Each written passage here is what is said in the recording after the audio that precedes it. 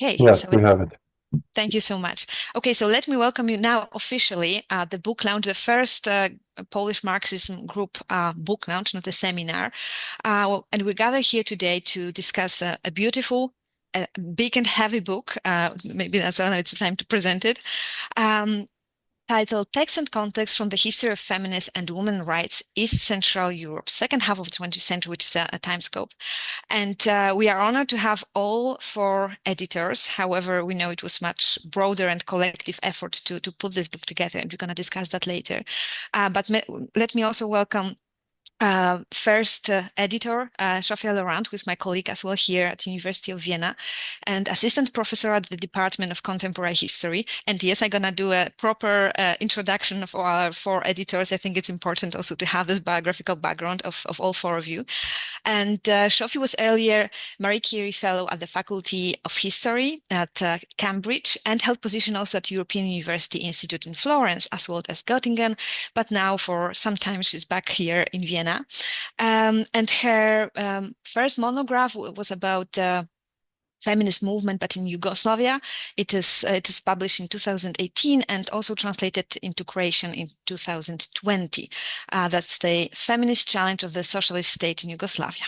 And currently she's coordinating another beautiful project ERC founded, Heresy, the History of Feminist Political Thought and Women's Rights Discourses in East Central Europe from 1929 till 2001. So we can see that's definitely the focus of the work.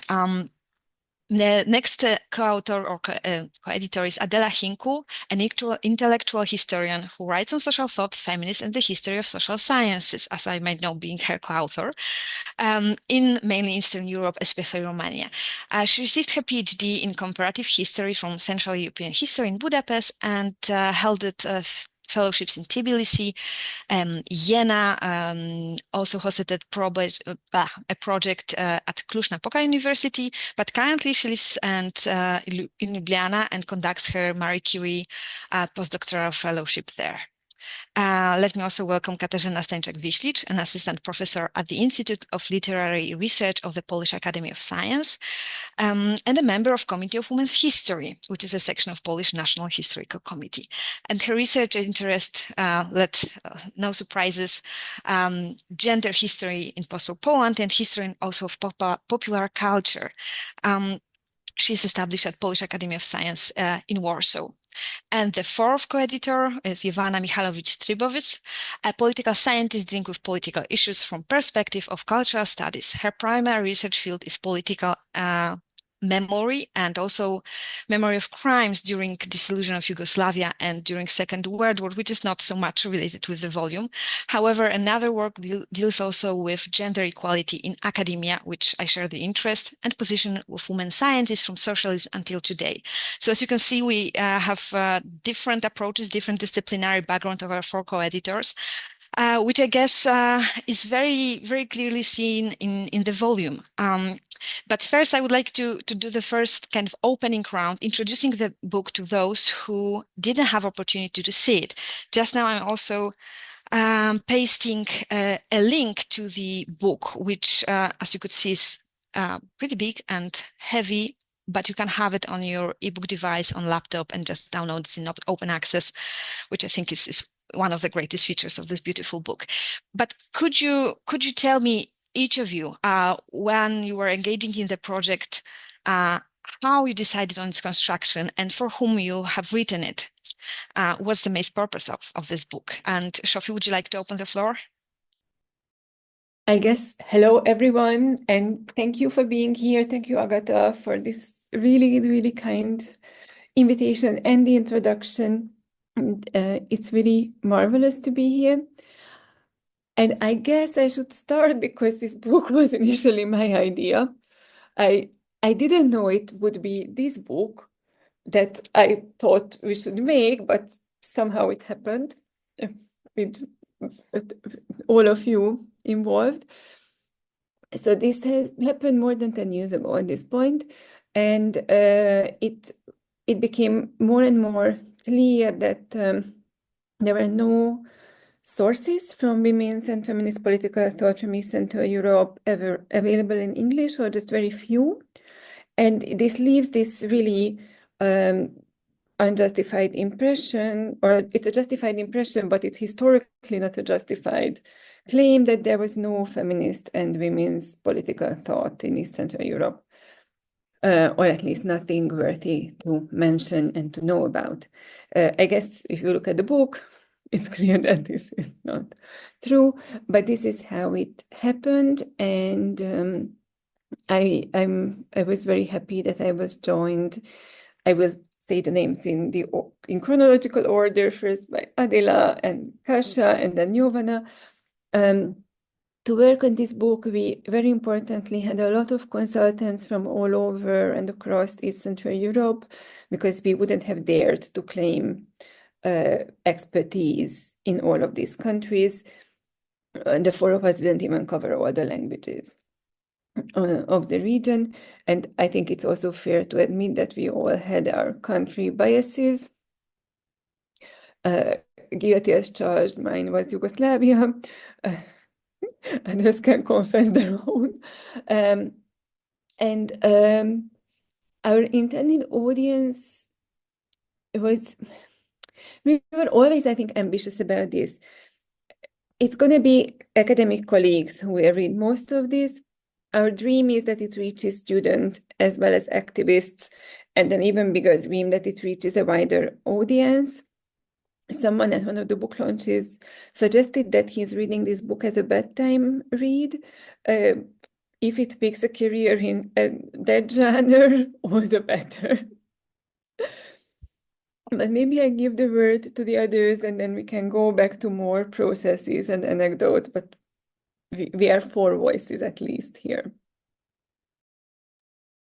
Yes, I think having it as a bedtime read really can evoke beautiful dreams. So, Jovana, do you want to continue? Yes, I think also the form of bedtime reading is not often an overstretch for academic book like this, because the way chapters have been organized was in such a way that these are relatively short excerpts from larger texts, which are accompanied with the biography of the author and contextualization. And each of these texts are relatively short for academic piece writing. Let's say that each chapter would be a size of a academic journal article. So these relatively short texts are, I think, a good form for bedtime reading. But maybe going back to the question for whom you made the book, I think over the time I realized I'm making the book for the younger version of myself. Basically, working on this book was my part of a feminist education, because there was no one coherent place which would put together everything that we as our generation consider as relevant for feminist and women's history. So it's not only women who declare themselves as feminists, but rather everybody who somehow contributed to what we recognize as a feminist idea. And in that sense, of course, none of us is not even covering their own country or language area.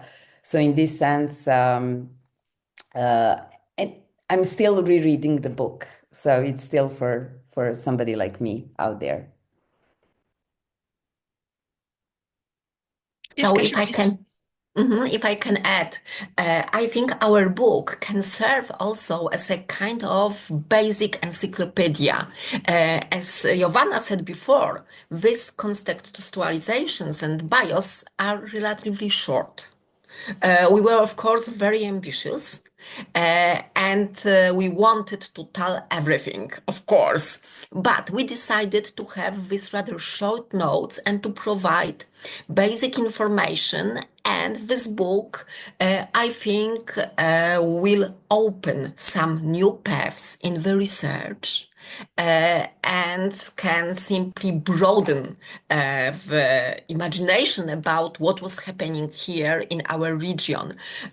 Because it's important. Our book was, I think, born out of the need to introduce feminist activists, feminist thinkers into the canon of existing thinkers' knowledge and so on. Because as I could see in my Polish case, I sometimes discovered, and also the Polish authors, because we gave a really big autonomy to the authors.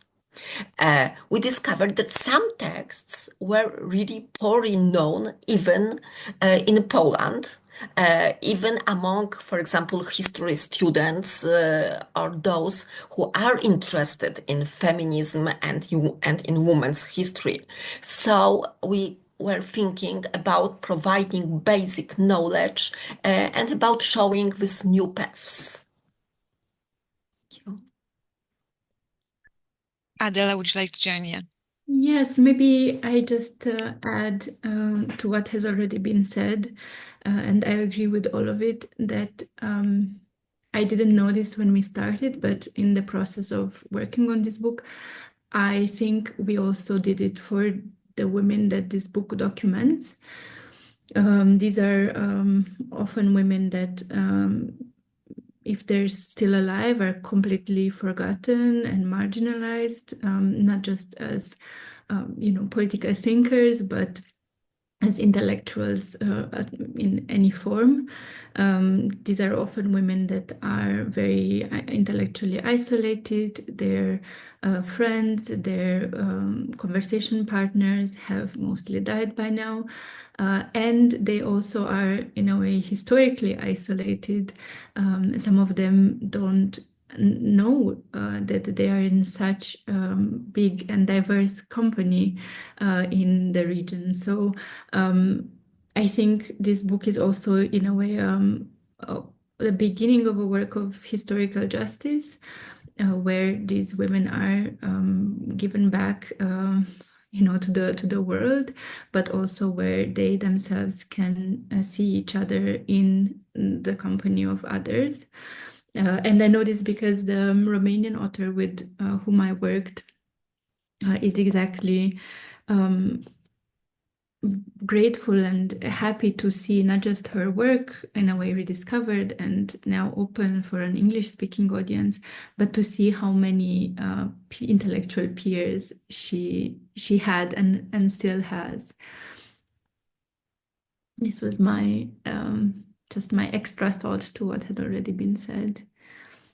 Adela, would you mention her name, since it's important to remember these women? Yeah, of course. So the author that I worked with most closely is Stana Buzatu, and what I wanted to add to this was that at the same time, I think this book is also, at least partially, so we did not, of course, manage to invite or include all experts in women's history or the history of women's political thought in the region in the volume, but the authors of the biographies and contextualizations taken together really give a sense of how big this field is throughout the region. So I think the book also does that it is a presentation of the enormous work that has already been done in the historical reconstruction of this women's thinking and of this period and women's place in it. Yeah.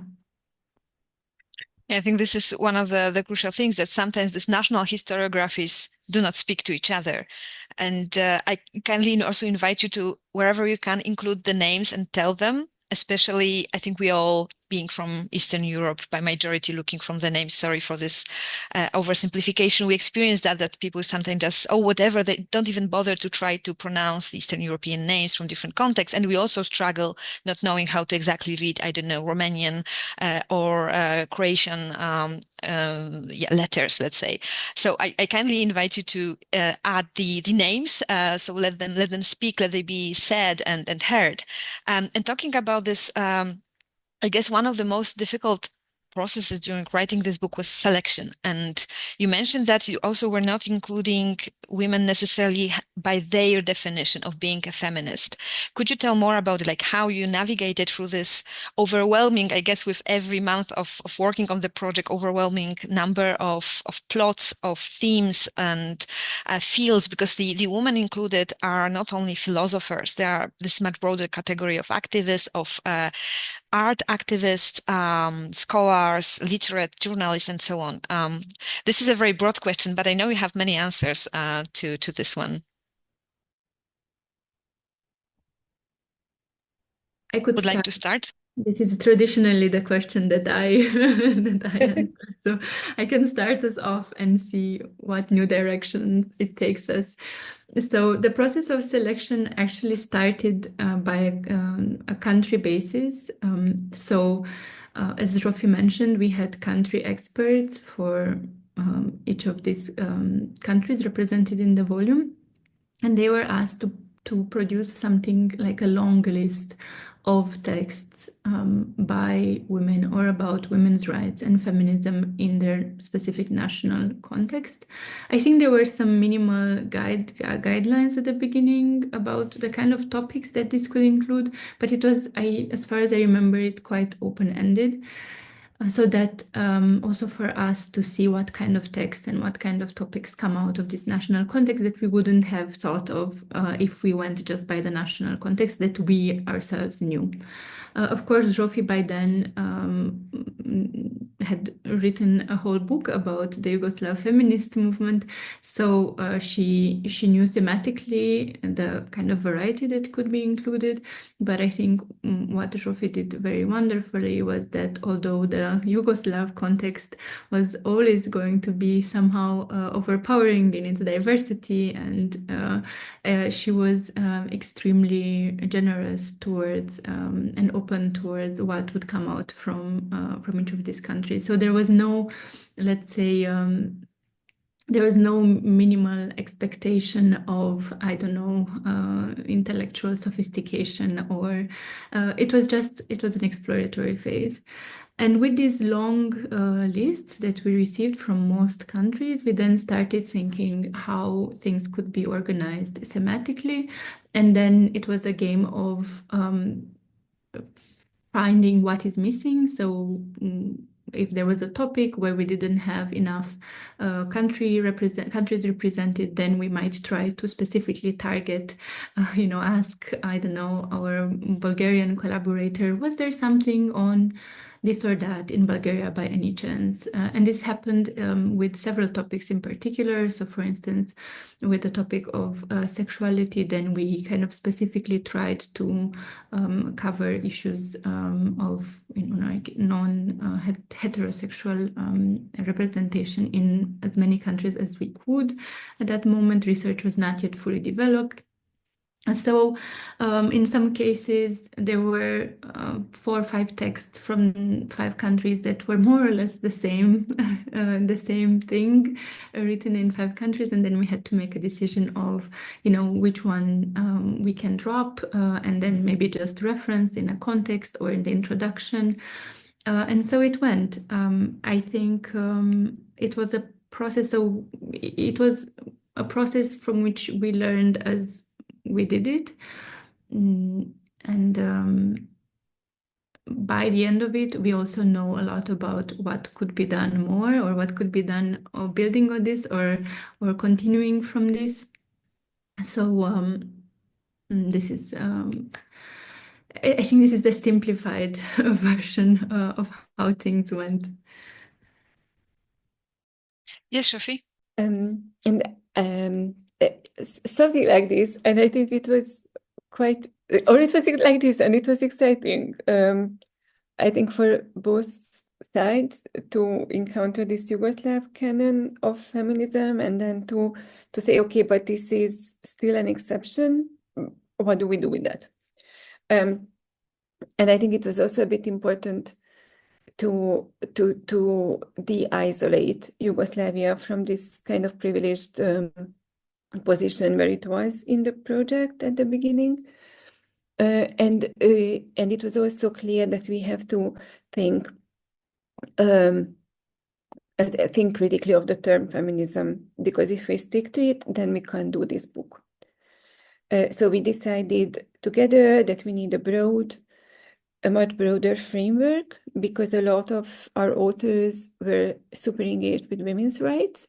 They had serious takes on what's wrong with patriarchy and how to change it, how to dismantle male oppression, but they would never have called themselves feminists. So this is how we chose a broad definition, and I'm not sure we are on the same page with this, but I always think that feminism is overused for things that are not feminism, and feminism is not a H&M t-shirt. But not everything that is feminism, not everything that is about women and women's rights needs to be feminism in order to be valuable and important. And this is a cat. Kasia, yes? So I'd like to add also a basic idea that we choose those texts which were not translated into English. We have very few texts. I can't remember how many, but really very few which were before translated into English, but they were not well known. So it was the first idea, because we didn't want to repeat the canon, these texts which are already known. We wanted maybe not to create, oh yes, but we wanted to do it. We wanted to create our own canon. And as Zsófia said, it was not based on the idea that all our authors had to be feminists, because some of them simply rejected feminism. For example, some of my Belarusian authors who were active politicians, active in dissident circles. It's the case of Iwonka Surviła and Larisa Hîncu, who were engaged in so-called women's issues, who entered the political realm, but who didn't identify themselves as feminist for 100%. So it was our idea. And the next thing is that, as we said, we gave a really big autonomy to the authors of the bios and of the texts. And sometimes it depended what they could find, if they could find something in the archives, if they could find something in the libraries. This is my experience with Polish authors, which were mostly my friends, my good friends and historians. And we, for example, we were discussing with Beatrice Kluczewska if we should include Maria Jaszczukowa, who was debating the abortion law in Poland in 1956, because she was simply a politician. She was not an intellectual woman. She was not a writer, not anything like this, but she was mostly a politician and activist of the League of Women.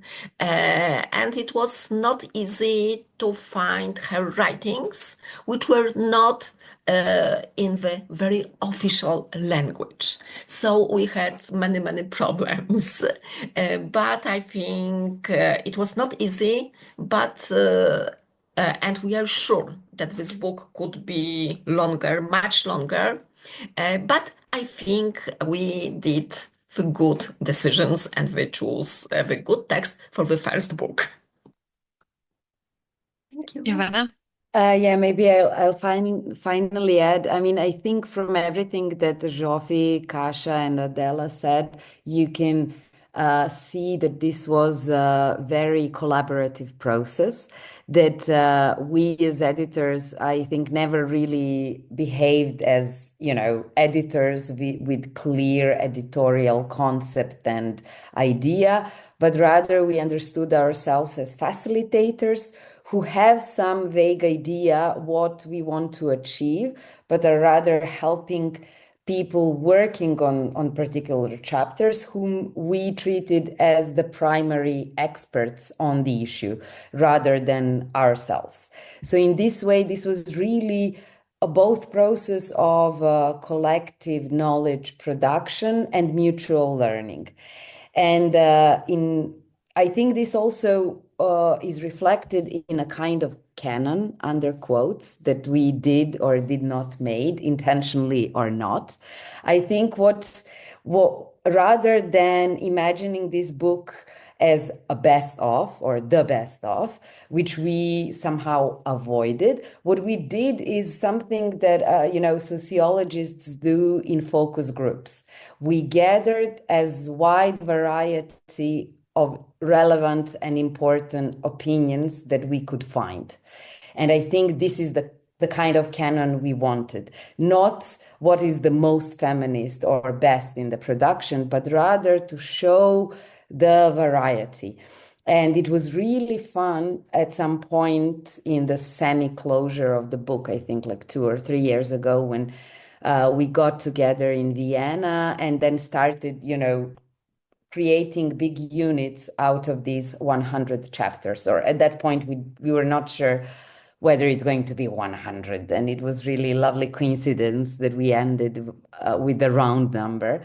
We only have 14 units, but the logic was, okay, here we have all these texts, but what is common? Okay, we definitely need a unit on women in politics. And for instance, maybe we had one text or two that definitely fitted this profile. And for instance, text by Latinka Perović on, participation of women in elections, and maybe, I don't know, text by Ina Merkel, which is about the German, it is just at the very moment of fall of the Berlin Wall. And it's about what kind of politics we want to have. So for instance, these two texts clearly fell into this unit, but what else was basically a result of our mutual discussion, what we see as political in the sense of either party politics or public politics and so on. So none of this is really a result of one great idea of one big leader in this process. Zsófia, Zsófia yes. wants to add something, yeah. The cat wants to add something. Actually, the cat was on the whole time. Yeah, he was there the whole time. So I think just to add to what Jovana said is that I think as editors, what was important and where we kind of were strong-arming our advisors and authors was that we still knew what we wanted to know. We didn't know what it is, but we had a couple of questions that were there and we were kind of pressing them to answer, even things that may not have been that obvious, because not all gender and feminist scholarship has been allowed or encouraged to do this. What are the intellectual influences that help this author get where they are or influence them getting where they are? And I think this was often a bit surprising.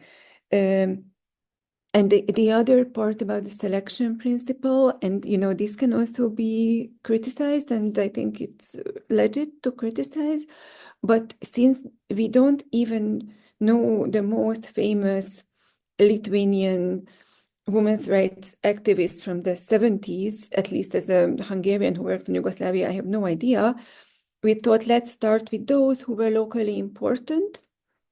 And of course, this also meant that the more alternative voices didn't make it into this book, but this book is just the beginning. So, Adela, do you want to add something?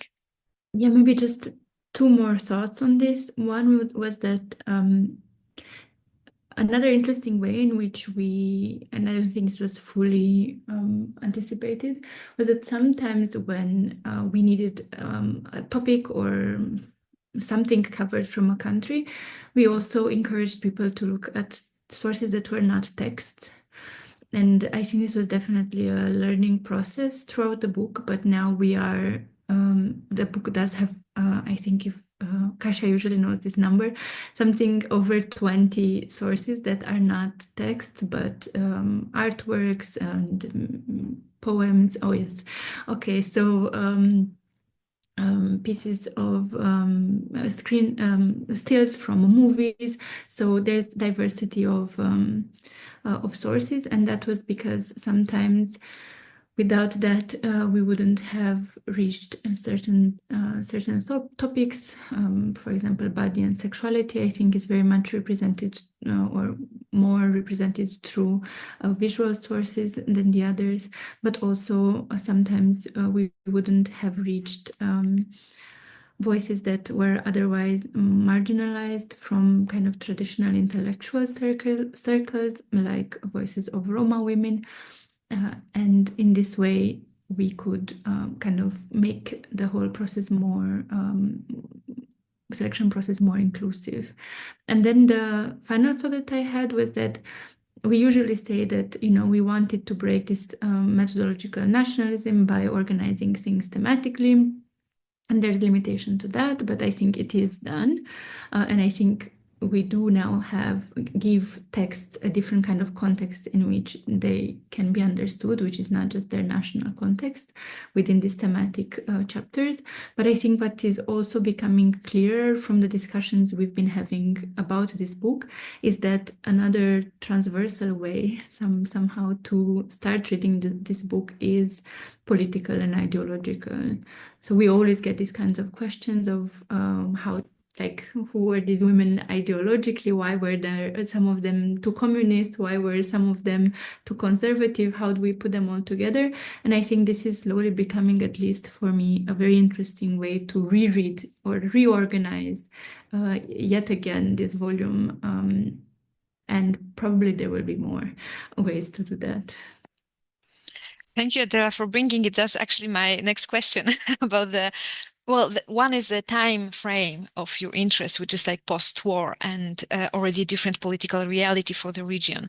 But another is also like from the book, we can see that you cover really wide variety of political views, or let's say social and political class profile to some extent of the your protagonists.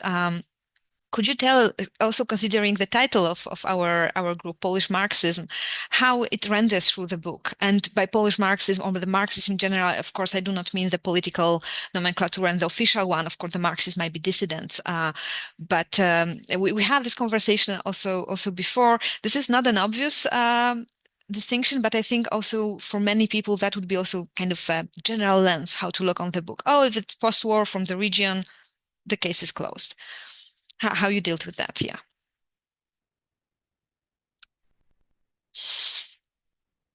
Anyone want to take first round? Sorry. While we warm up a bit to answer this question at full force, I want to add that at some point we have a footnote where we explain who Marx was, because it was, I think it was a footnote where we explained the Kautskys, and I don't even remember whom, but Marx was in that list. So it was, okay, then I guess if we explain Louisa Kautsky, then we explain Marx as well. And at the same time, of course, like his name comes up as something self-explanatory, and then it shows how this is much more complicated. But maybe I can do what usually Zsófia is doing. We have a sort of a small scenario where each of us is covering certain topics, but I noticed we started like shuffling it around just to make it fun. So what usually Zsófia explains is that her initial idea when she started the project was sort of to expand what she knows about Yugoslav and Hungarian case to all of the countries that experienced state socialism in Eastern Europe. This is how I understood it, and I know the different kind of geographical references have been given. One is from one river to another, I forgot which one to which. I like very much, from Baltics to Balkans. This is my imagination.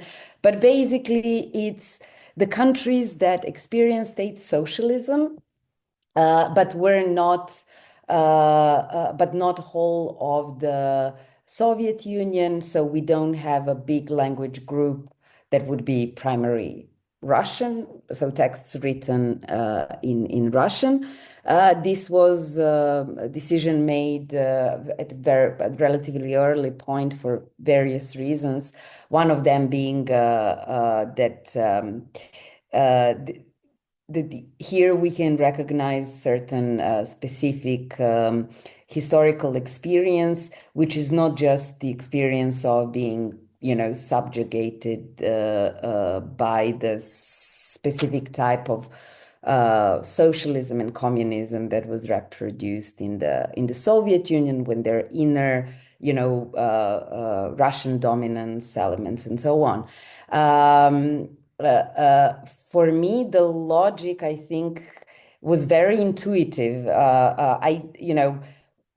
I think that once Zsófia mentioned it in one sentence, it was like self-explanatory. And I think to many people in the region, it could be, and that is basically, we wanted to see how women reflected on very specific historical experience of experimenting with the idea of official equality of women, ideologically, and then put into political practice, specifically for the period that maybe is nowadays perceived as not liberal, illiberal, not equal, marked with some kind of a oppression, totalitarianism, and so on. In this period, we see a lot of potential for thinking about women's equality. So the frame, historical period and geographical period, I think I explained, but the idea, so basically within the framework of ideology of socialism. And then in the book, we have 12 thematic, basically, chapters, and the first one and the last one are tipping into the periods before Second World War and after, or fall of state socialism, so the transition period, where we can see both anticipations of and reflection on what kind of political promises we want now in the new political context. And we found that both in the period before the Second World War and, as Adela mentioned, certain topics were only publicly opened in the process of transition, like the intellectual politicization of Roma issue. In the context of equality. Now, Zsófia, please correct me everything I said wrong or inaccurate. No. I just thought, thank you for this, Jovana, because exactly like the framework of the book is very much defined by this feminism and socialism as systems of political thought or ideologies and how they engage with each other and what happens to the woman question in this story. But I think it's also, this book is a very important rethink the intellectual history of Marxism and the woman question and how it was treated by women in East Central Europe. And I actually ran through the book before this session just to see what did we exactly do. And it's quite impressive to see how many authors directly engaged with Marxism with so many different perspectives. And before you was playing this panel away, maybe I would invite my fellow editors to bring some examples, because I know that you have some really cool ones. And then if there is time for you explaining, then I can take over a bit. Kasia, you want to continue? If I can, so yes, both Jovana and Zsófia told before that what all the texts and all the authors had in common, it was the experience of state socialism. And when I was thinking about our book before our meeting, I think I can also see another framework. This is the socialist modernization. And I think this also was very common for this region and for state socialism. And this socialist modernization was grounded in Marxist thinking. I can say about Polish authors, but also Belarusian and Latvian authors, because I was in charge for Belarus and for Latvia and for partly for Ukraine. And even if, for example, some of them finally rejected Marxism or they were critical about Marxism, it was very important point of reference.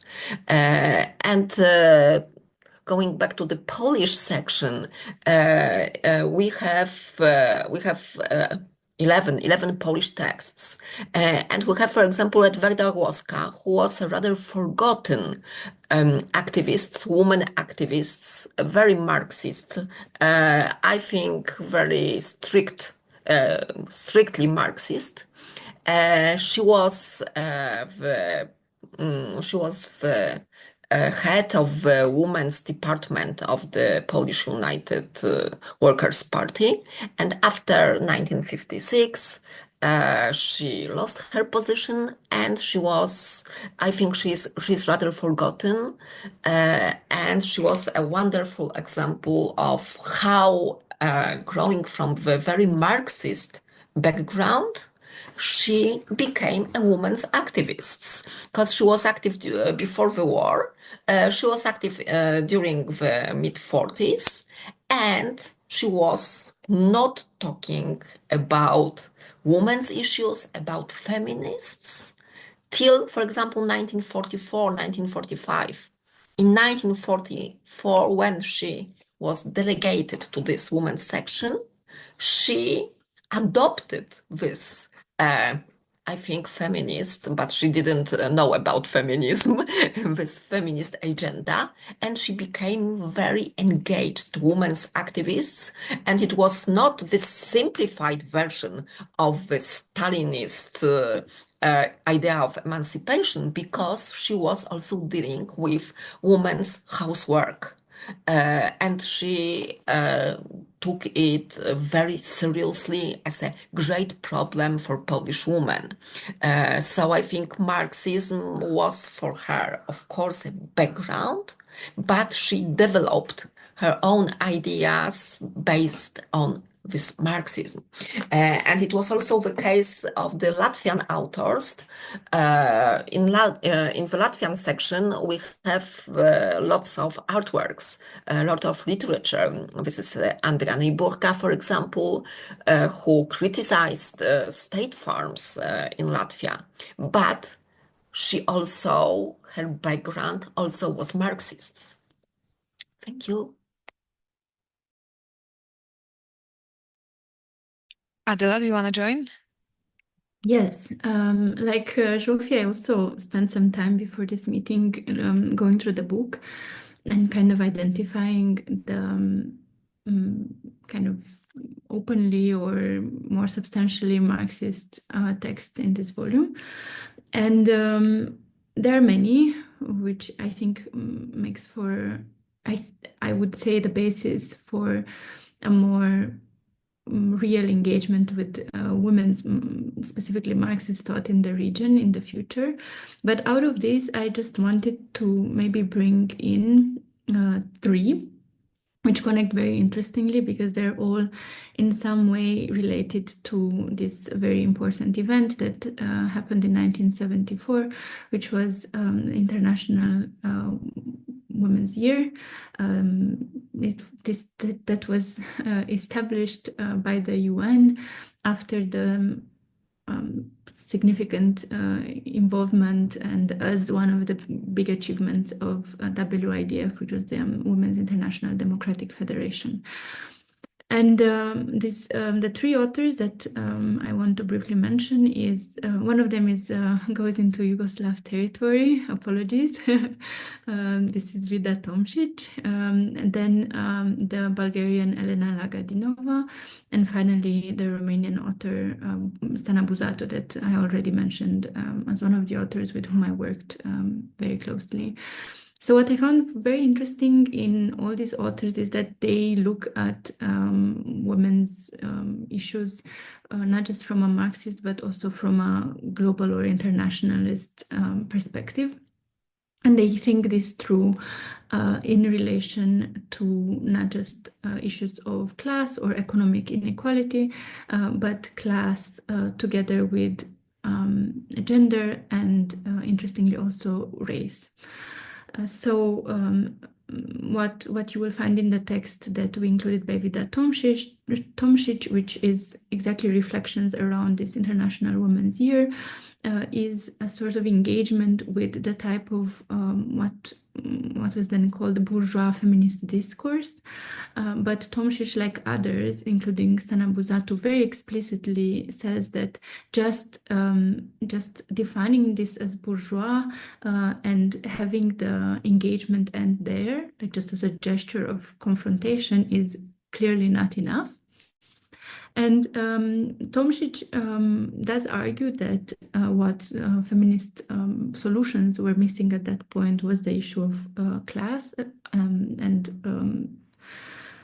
specifically economic inequalities that underpin gender inequalities, but she also connects this with social development and so kind of turns it into a more global issue where simple critiques of industrialization as kind of continuing women's exploitation do not do justice to the reality of developing and underdeveloped countries that still need to establish for themselves an economic basis on which to achieve gender equality.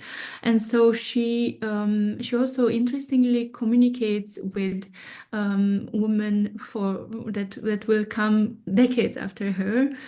She argues that to think in terms of economic structure and women's involvement in all aspects of social life, particularly in labor, but also in political and social leadership, that this is not a question of paternalism.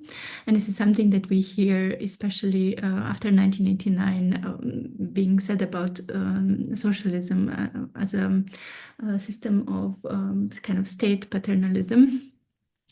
And Tomšić then kind of finishes this small text that we include here by arguing that the issue of so-called double burden is a collective social question, should be thought as a collective social question for all to kind of contribute to by limiting exploitation, first of all.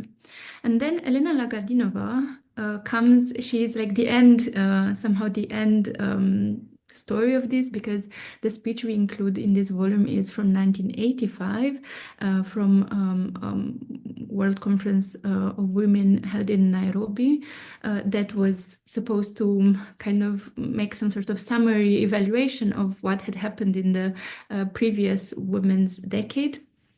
And here Lagadinova is really very explicit about the fact that there can be no equality if it is taught just in formal legal terms.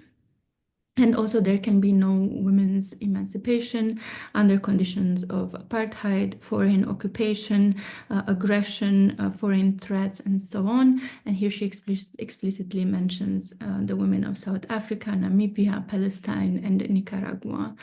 And here really this is argued by Kristen Gozzi, who wrote the context for this speech, that this is a form of kind of intersectionality before the word had been introduced.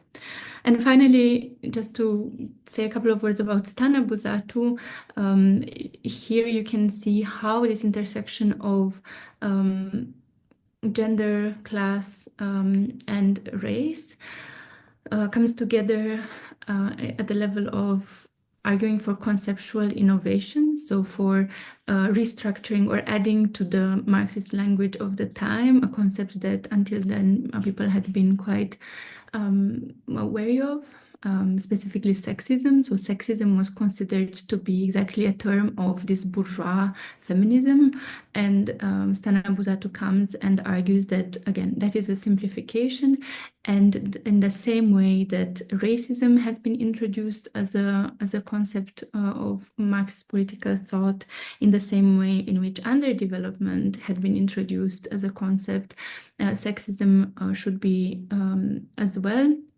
And here she does something that is quite interesting, and she has described this in detail to me, which is that she uses language from party documents in order to then misinterpret it for her own ideological purposes.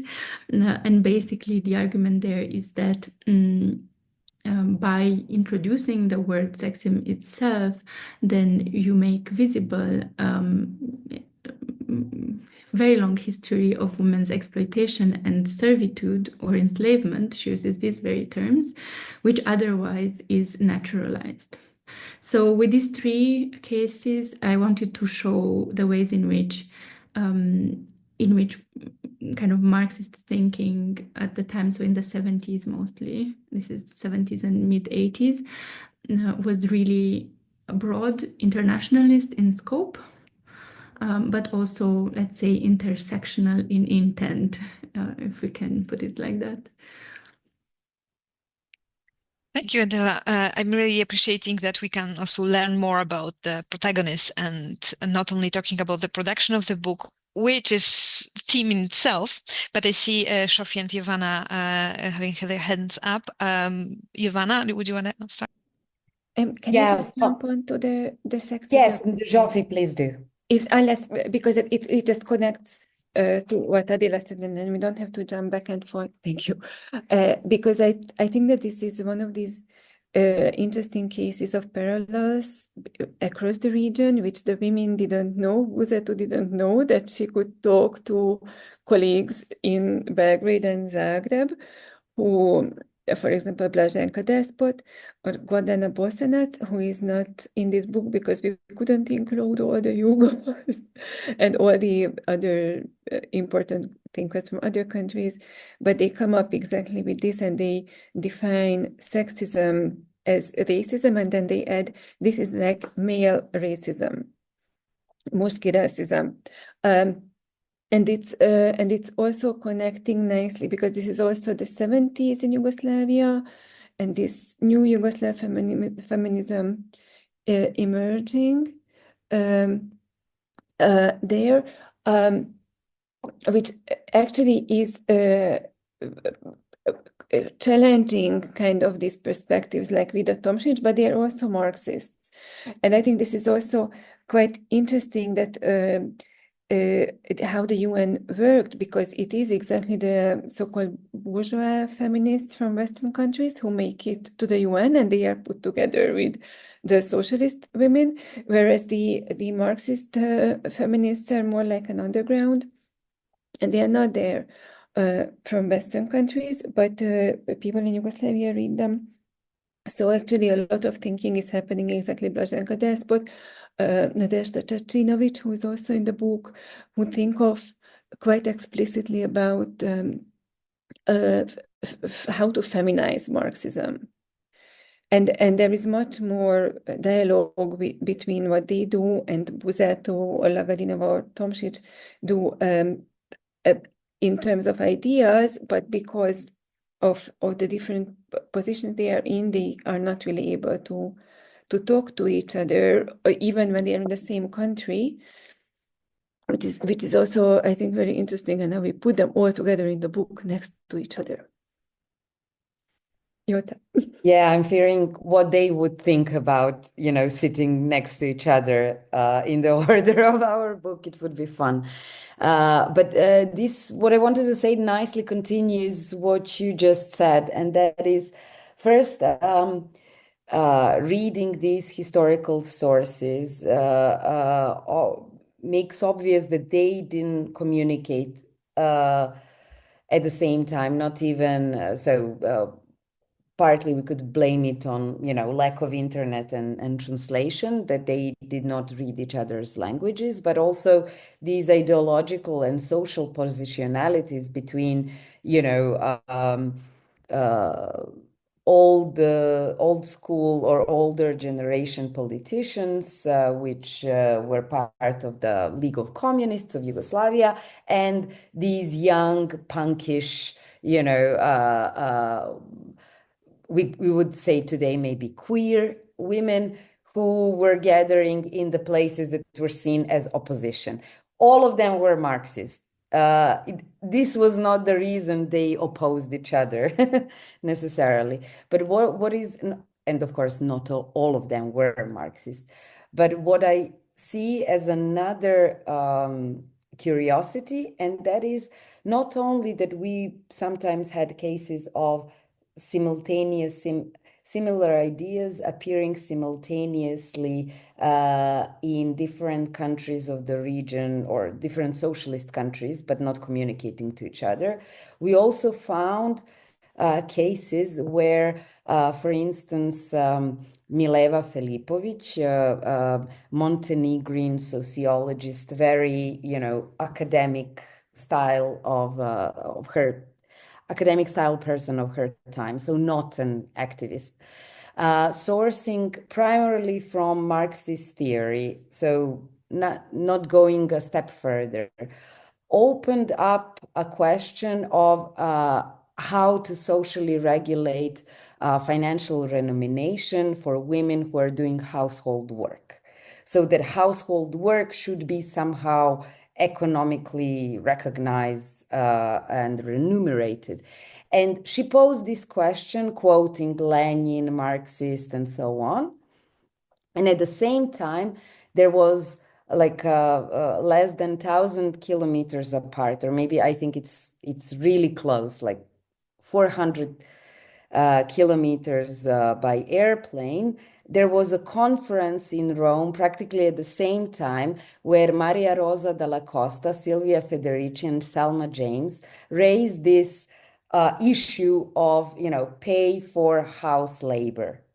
That this should be a new feminist goal. However, they discussed this issue within the framework of capitalist societies at the time, and not necessarily, building their argument on Marxist premises. And this is what is really, I think, interesting. And this is this like research step further that we hope this book will provoke further. Kasia?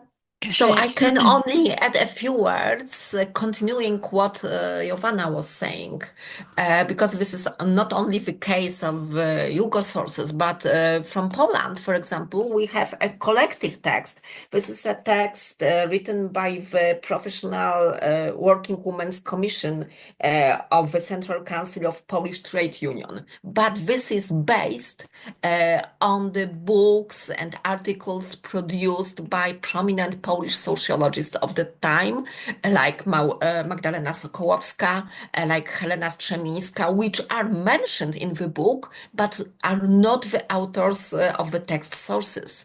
And this is exactly the same case.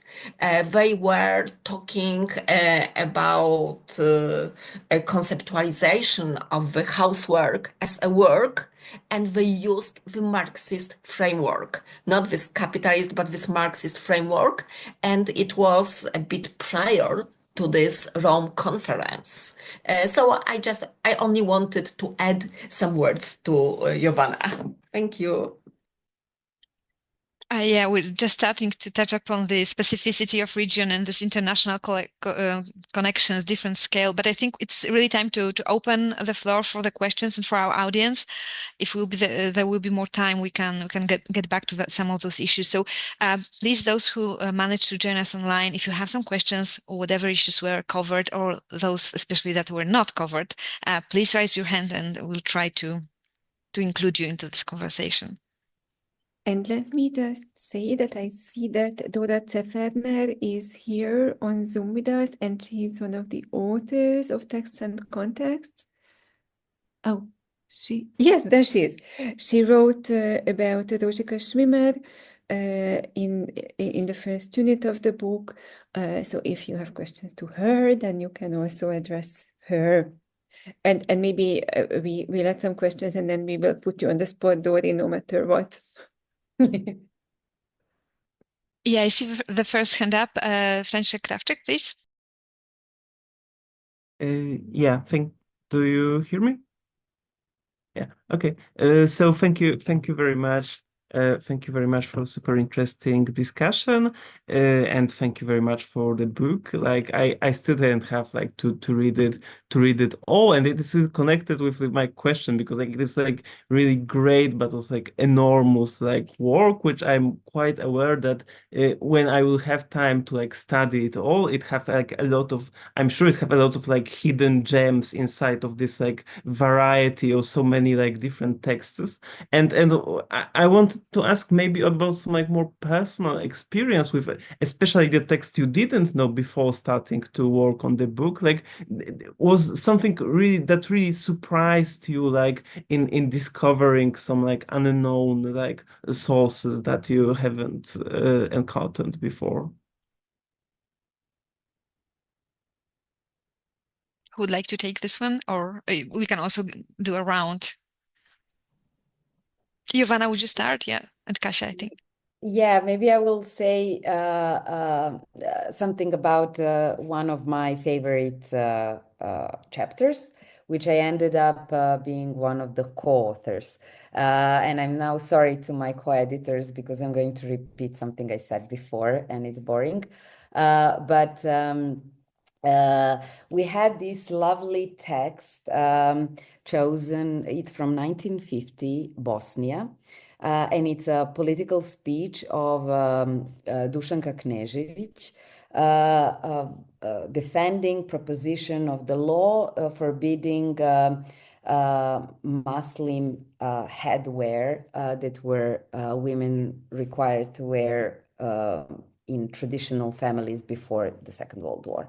And this politician is proposing the law, which was adopted, forbidding this behavior. And while as editor, I wanted to complicate a bit the story, because I knew from personal stories, because part of my family is Muslim, that this was not an easygoing issue. Not all women wanted to stop wearing scarves. Not all husbands or fathers wanted to allow them. But of course, for most women, this was a moment of liberation. But how it actually unfolded was not clear from the contextualization and from the very source text. So we ended up finding another source by a woman who was from Muslim community, who had a bit different positionality here. And we ended up bringing on the board also Zlatan Tunić, putting him together with Ivana Pantelić from Belgrade, researcher who wrote the first one. And it was the first version of contextualization. For me personally, this was basically knowing more about my family history and understanding some unspoken tensions that maybe I could recognize and sense as a child, but were not very clearly communicated to me. And I became aware of it only when, wearing headscarf for Muslim women became again political issue in the 90s. So this was the something I noticed, but then, there was a referral to this previous historical moment that I never understood. And this was a personal journey for me. And I'm sure that, I think you nicely mentioned that there are so many lovely gems in this book. There are also on this personal level. I see Adela's hand, and was Kasia your hand up previously, or I misunderstood? Yes, but I can go after Adela. No, So please. Kasia, go first because I'm still formulating yeah. So Kasia, please. Okay. So I think for me, all this book, it's a very personal journey. Thank you, Jovana, for this metaphor. I think it's really great. And according to the Polish texts, it was for me really surprising that I found the text by Bagalimanowska. It was why there was no feminism in Poland. This text was published in 1991, but it was written a bit earlier in 1987. And it was surprising for me because already during the 80s, Bagalimanowska identified the Catholic Church in Poland as a source of oppression. And it was very, I think, revolutionary during the 80s with this emotional climate, about Polish Pope, solidarity and its connections with Catholic Church and religion. And in the same time, Limanowska identified this popular religious tradition and Catholic Church as a source of oppression. So it was really great for me. But I think I'm also thinking about not Polish texts, because there are some which were for me really surprising and great. It's, for example, Esma Rezepova, who was a Romani woman. And the fact that she came from the double oppression as a woman and as a Romani woman, and what she did, it was really great for me, and I think this is one of these not hidden, thanks to our book. This is one of these gems. Yeah, I wanted to say a couple of words about a source that didn't make it into the book and is one of, one of my perpetual regrets when I look back. And this is a source that I came across working on heresy, on Zsófia's Jersey project, where I'm mostly interested in literature written by women during communism. I try to read it as a source of political thought. And in doing that project, I came across a source that from the 1970s, which is extremely special, I would say, in that it challenges not just it is a source that represents non-gender conforming identities. And this is something that we don't have so much represented in the volume. And what this author does is that, drawing on a very particular life experience, which is that her husband had gone through what we will now call gender affirming surgery in the mid-1950s in Romania. So that they could then get married. So somehow drawing on this complicated experience of having to live through a lot of homophobia originally, when they presented as basically a lesbian couple to everyone from the outside. So this experience of homophobia and the complicated kind of liberalism of the communist regime, which might not have to do with trying actually to decomplicate gender and sex relationships. She writes this sci-fi novel in which there are 4 sexes represented. One is like a typical male, another is a typical female, but who only gets pregnant for 10 days. Then the baby goes to a third sex, which only raises is only in pregnancy their whole lives for like 600 Earth years, and then the fourth sex is just philosophers who are basically uninterested in kind of like earthly issues. And I found this as a very interesting commentary actually on issues of gender and sexuality that complicates even what we have in the volume on lesbianism and non-heterosexual lives. So this is the one text that if I would go back and if I didn't want the volume to end when it did, I would still include it. What's the name of this person, Adela? The author is called Olga Kaba. I will write her name in the... Thank you.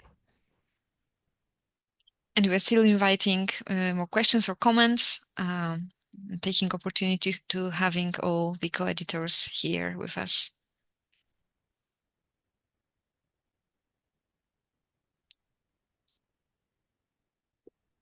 Or maybe whilst the audience is thinking of questions, I would briefly introduce Dori Zeferner, who wrote about Rózsika Schwimmer for the book, but Dora is an historian working on the feminist movement in late Habsburg monarchy and first half of the 20th century, especially Hungary and Austria, but also in a transnational framework.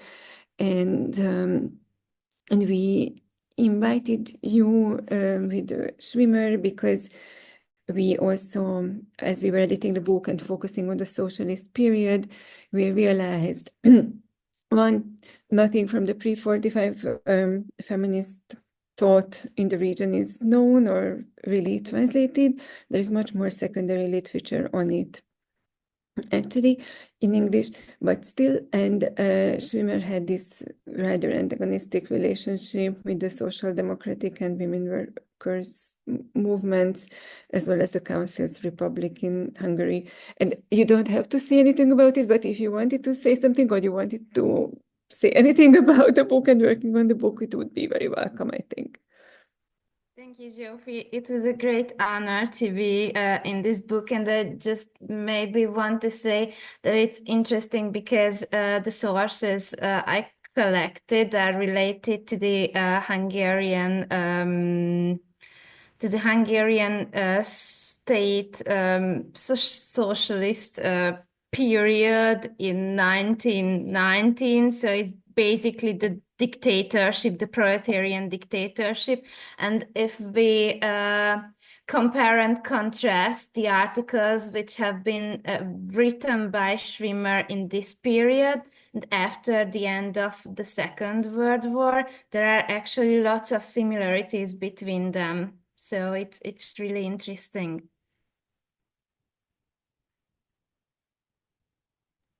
There's still time for questions or comments. So whenever I see a hand, we have almost 15 minutes. It's going to be included. But having nice to see you, Dora. Thank you for joining us. But having another author, I would like to say a little bit, all of you, about the production of the book, because what maybe you have seen on your downloaded PDF or EPUB, this is like enormous entrepreneurship. This is like knowing and working with the archives for me is like unimaginable amount of work and coordination and putting this piece together. What also was maybe not mentioned, that it's also like a ready-made material for teaching, and I already had the pleasure to teach from this book, as it's very approachable and gives a ready-made context, biography. And again, thinking of collecting all this data, putting it together is really mind-blowing. Could you tell a little bit more about like how you coordinated such a big project, and how was it working with like over 100 of translators, authors, editors? I guess there might maybe even more people that somehow contributed to this book. May Jovana? I just jump in, because usually Zsófia is answering this, very rightly so, but then what she avoids naturally saying is that she was really the running motor of this whole project. I think her enthusiasm and, intention to bring this to the final stage was also, the energy that gave us energy. So it's very, I think, important to acknowledge that. And she was for the longest time on this project. And then she can tell about all the, lack of financial support we had. Thank you for saying this. I mean, I did what I could, but I needed the three of you badly, desperately, and then all the enthusiasm from our authors, translators, our copy editor who did this ginormous job coding English between the million languages, and but I also just wanted to mention this amazing moment when I realized that we needed to create an Excel chart, otherwise we wouldn't have managed, and how all three of you were really, really resisting the Excel chart, but we needed one. And then I think what is, this with the funding is actually super interesting, because this was not a funded project. As a project, I think we all secured some money. I was quite lucky because I was at the Central European University still, and then at the EUI, the Imre colleague Nina, and then people offered, we give you a couple of €1,000, invite a few people, talk, discuss, let's see what happens. And this is what kicked this whole thing in. And then we used grant money from my Marie Curie and at Jovana's Institute for the translations, and we got money for the open access from a cost action, and this money for the translations and the cost action happened because of COVID, because we had all this surplus travel money, and we could finally say, like, instead of sitting on airplanes and polluting the air, what if we make a book and we pay, for example, translators to do their jobs. And I think that this lack of funding also gave us a lot of freedom, and probably helped with the work being enjoyable till the end, and also us still liking each other very much, because there is no external pressure. Dora, you want to add something? And Adela, I think, yes. I think that's all. I just wanted to joke. I just wanted to say that the lack of money gave us a lot of freedom, and also all the authors in this book would have been terribly disappointed that like basic material conditions weren't in place to do such an important work. But luckily, there is now work being done based on this that is rightfully funded. So. And Dora, would you take this scene? Yeah. Yes, I just wanted to say, related to the translation, that I was very happy because the names of the translators are included in each chapters, and in the case of similar books, it is not so common to do so, and I think it was very important, because without the translators, and I don't know whether you have talked about this issue, I was late, I'm sorry, but I think it's very important. I just want to say everybody were late all the time. Okay. I think this is a common thing. And it was also this part of generosity that we were able to give each other instead of being generously funded, because nobody was really paid for their work except translators. I think this was there was a patience, and the reason. Thank you, Dora, for saying this about the translators. I can't remember whose idea was it. Maybe Zsófia's from the beginning, but I think mentioning translators as co-authors of these chapter units, which are made of heterogeneous elements, is important and justly so, because translators had at least twofold job or a threefold. One was to translate from one language to another, but also from one era to another. The party language of the 1950s is not even easily readable in the same language today. So even today, you would need additional explanatory footnotes or, explaining certain words. And then translating it to English was a challenge in itself.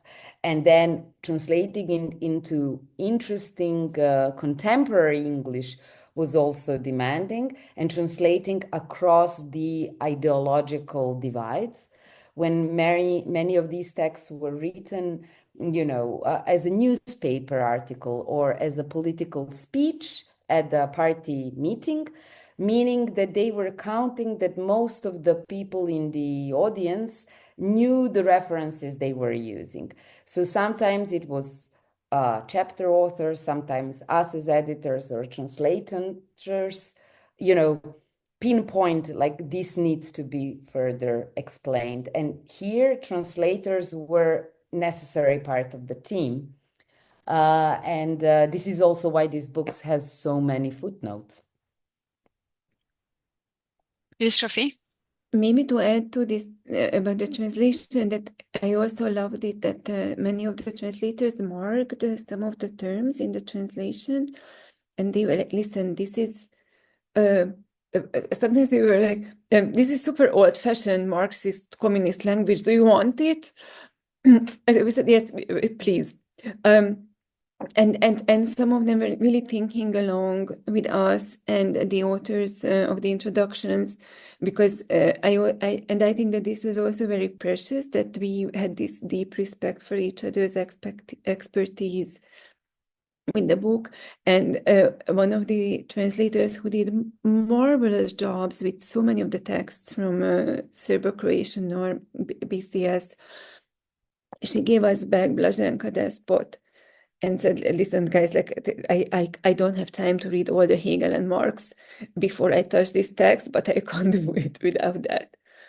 And I thought, okay, thank you. Like, this is super fair, because we would have just gotten a nonsense text and died of copy editing. And this was, I think, part of this respect and cooperation. We valued her work, and she valued enough the discipline not to mess it up. Maybe the kind of last round of comments, because you are all authors from the region, and this is bringing the story of the region in a way to an international history. I have high hopes that it's gonna redefine the canon, but what would you wish for the book for its 10th anniversary? How would you like it to change the field? I want 5 more volumes done by others. Yes, please. Also, I want that some of the information from this book become a mainstream knowledge rather than some very exclusive expert knowledge. And I think a book like this has a potential for that. Also, just because it's a big and heavy, and this gives authorship to, gives not authorship, but authority to informations that were scattered around, but not part of the knowledge about the feminism. Yes, this would be my personal ambition. Kasia? I hope it would inspire young researchers to go further, to find new research areas basing on our book. It would be great. And I want a history of women's Marxist thought in the region that is usable in today's even more horrific conditions of capitalism for our continued struggles. That's a very nice sum up. Not planned, by the way. So those were not prepared answers. We are perfectly on time. So let me thank all of you to joining us. It's going to be available online. So hopefully this work will go forward. And thank you again for writing such a wonderful book, coordinating it, and let's hopefully those all wishes for the 10th anniversary would be joined. But does it mean the next 5 volumes are also going to be unpaid? I hope not. No. No, everyone else should be paid lavishly for making these books in the future. Okay, so thank you so much for joining us. Thank you, co-authors, and this is the end. Thanks.